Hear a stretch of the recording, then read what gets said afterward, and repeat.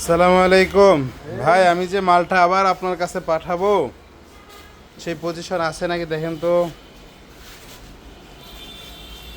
আমি আপনারে এই বিষয়গুলো বারবার বুঝাই বলছিলাম যে ভাই একটু তাড়াতাড়ি মালটা নিয়েন, একটু নিয়েন।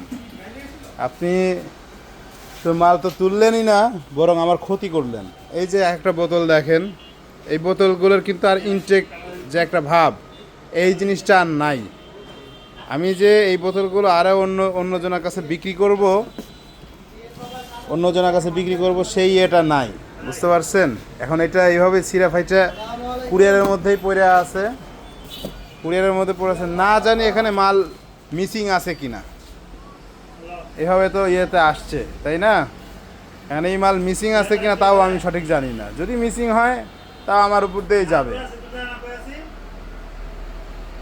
এটা আসলে খুবই কষ্টের ব্যাপার হইলো ভাই, বুঝতে পারছেন? পুরা 40,000 টাকার মাল, আর নিচের কার্টুনেরও একই অবস্থা। এই যে নিচের কার্টুনের একই অবস্থা।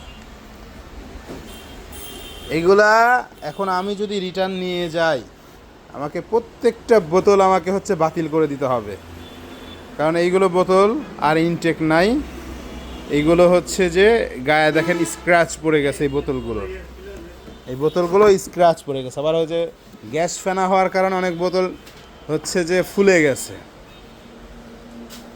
এটা কষ্ট দিলেন ভাই, বুঝতে পারছেন? আসলে ব্যবসা এইভাবে হয় না ভাই। ব্যবসা আপনার হচ্ছে যে একজন ব্যবসায়ী আরেকজনের জন্য যে দোয়া করে, এরকম এই সিস্টেমে ব্যবসা করা। আপনি এইভাবে কখনোই আপনার নিজের ব্যবসায় উন্নতি করতে পারবেন না।